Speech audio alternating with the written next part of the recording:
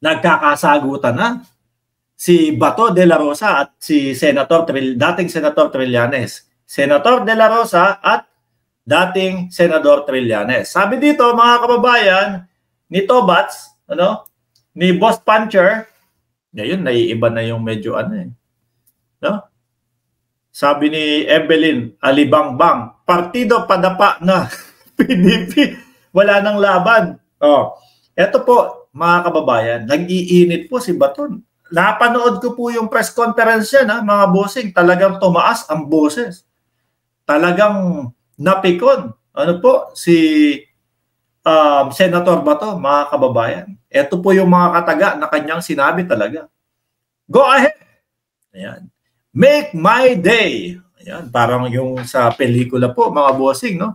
Mr. Trillanes, sige ka lang. Ayan, di ba? Ngal-ngal ng ngal-ngal dyan ng ICC.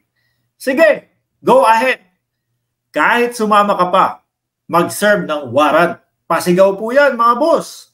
Si Boss Puncher, pasigaw po yan. Siguro, napagsasama-sama na din po ang init ng ulo doon sa mga bumabati ko sa kanya na biruin mo, Puncher lang, naniwala ka na. Tapos po, lahat po nung nandoon sa Senado habang naghihiring, palibot po yun. Dalawa lang po yata sila ni Morales na naniniwala na legit yung papeles at dokumento na iyon, nagawa-gawa ni Maharlika. Biruin nyo yun, mga kababayan. Siguro, sama-sama na din po yung yung init ng ulo niya doon sa mga bumabati ko sa kanya. Linoloko siya na Puncher, Boss Puncher, si Senator Puncher. Tapos sabay na dadagdagan pa itong si dating Senador Trillanes. Magaling pong mang-asar yan si dating Senador Trillanes, mga bossing ayun, sumabog si Bato. Sige, go ahead. Kahit sumama ka pa, mag-serve, ng warrant. Ayan. Sumama ka, ikaw mismo ang magposas sa akin. Aba, may posasan po, may hamon, mga kababayan.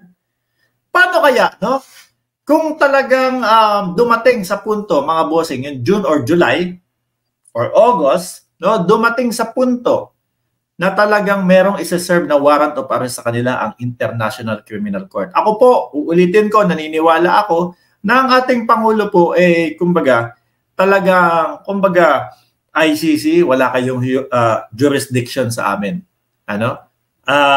Secretary of Justice, mga kababayan, Boying Remulla, mananagot kung sino man makipag-ugnayan sa ICC. Kaya lang po, hindi po natin maisisisi at hindi po natin pwedeng sabihin na yung kampo ni dating Senador Trillanes, sila po talaga yung nakikipag-ugnayan. Lalong-lalo na po doon sa sinapit ng dating Senadora Leila de Lima, mga bossing. Karapatan din po nila yan, mga kababayan. Di po ba? Paano kaya kung talagang merong warrant of arrest? Si Senator Trillanes po kaya talagang sasama. Tingin ko dahil etong si dating Senador Trillanes, malakas mang-asar, baka po sumama talaga yan. Nako po. Maganda yan at madami tayong aabangan dito, mga bossing. Biruin mo, si Senator Bato, mga kababayan, nung nandoon sa hearing kahapon ng umaga, sabi ko, parang hindi ako natutuwa doon sa hearing ni Senator Bato. Kasi para sa kanya, pideyalik na. Talagang ayaw niyang tumanggap ng kahit anong marinig niya na hindi totoo yung dokumento, peke yung dokumento. At pinanindigan niya pa, mga kababayan, talagang may puncher yan. Mapepeke mo po ba yun? Sabi niya. Ako po, mga kababayan, napakadali lang po. Lumang dokumento, naiwan ni Morales sa kanyang bag o doon sa cabinet niya sa bahay, 12 years ago, 2012. Sinerox o iniscan, nilagay doon sa ibabaw ng scanner, lumabas sa computer, tinanggal yung pangalan kung sino man yung mga Poncio Pilato na nandong mga pangalan. And then after, pinalitan ng Bongbong Marcos at Maricel Soriano. Kaya dapat makasuhan po itong mga tao na to, na gumagawa ng mga peking mga ganyan. And then after, syempre kapag iniskan po, mga kababayan, pati butas ng puncher kasama butas ng ilong. Makukuha yan. Ano po? Kaya napakababaw po. Sabi ng mamamayang Pilipino, napakababaw naman itong si Tobats. No? Nasasayang lang ang pera ng taong bayan dito sa pahiring-hiring niya. Oh. Diba? Tapos, nung medyo nasabi ni Francia, Your Honor, wala po talagang ganyang papel at dokumento. Aba, nagalit na naman. Tinaasan ng boses. Ni Bato, si Francia, sabi ko. Grabe, ini-intimidate mo yung tao. Porkit hindi nakikisang-ayon sa'yo doon sa sinasabi mo na puncher. Ikaw, kakaunti lang po, DDS, si Bato, at si Morales ang naniniwala doon sa puncher na yon, mga kababayan. Hindi ko alam kung aanga-anga yung ibang mga DDS dahil naniniwala, talagang puncher po, talagang pinipilit nila, no? Pilit na sinasabi na authentic daw ang dokumento, mga kababayan. So ngayon, dahil nga may hamon si Bato, no? Nabwisit si Bato dito kay dating senador Sonny Trillanes, mga kababayan. Posasan mo ko, ikaw ang mismo magposas. Ano ang sagot, no? Ni Senator Trillanes. Ito yung pangatlo natin na topic. Sagot ni Senator Trillanes. Kung makareact si Bato, akala mo siya yung inaapi at pinatayan. Ano po? Gigigil eh.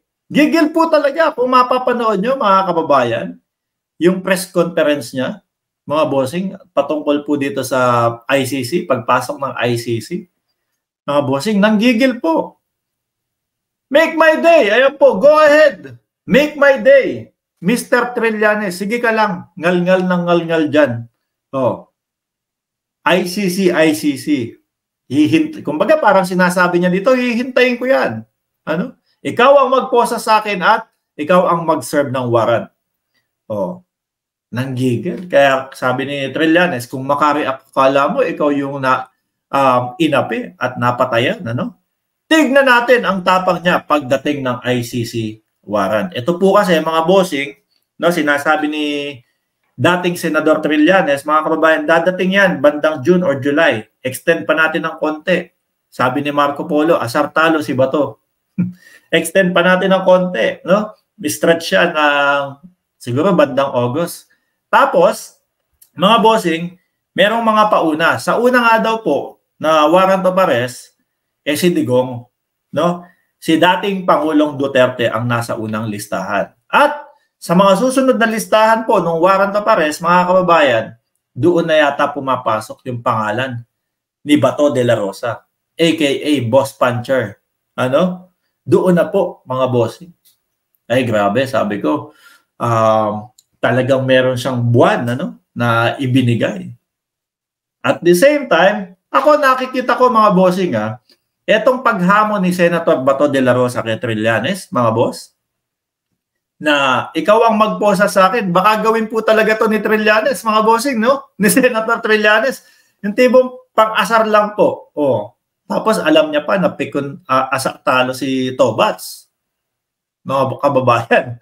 Nakakalungkot, Mark, kapag kakampi mo na ang nanggigipit, todo kampi. Ayan. Hindi na maaresto si Digong ng ICC, sabi ni Teddy. Aatakin. Ay, wag naman po. Mapapaaga. Ano, sabi ni Jocelyn, claim ako, kaya nga ang gusto nila bago dumating yung ICC na yan ay naluklok na si Sara para di matuloy. Kayo po ba, mga boss, Chief Amo, Sir? Naniniwala po ba kayo, no? Na makakapasok po talaga ang ICC? Kasi ang gulo eh. Miski po ako, naguguluhan, mga kababayan eh. Sabi ng ating Pangulo, hindi kami hindi natin nahahayaan yan. Sabi ng Department of Justice, hindi pwedeng makialam ang Pilipinas dyan at may mananagot kapag pag-usap yung PNP dyan. Kasi sabi ni Senator Trillanes, mga kababayan, may 50 na pulis ang nakikipag-ugnayan na para tumestigo dito sa ICC. At sabi naman, no, siyempre hindi po natin pwedeng isa-isang tabi etong sila Senator Trillanes, lalong-lalo po at nandiyan sa panig nila si Senator De Lima.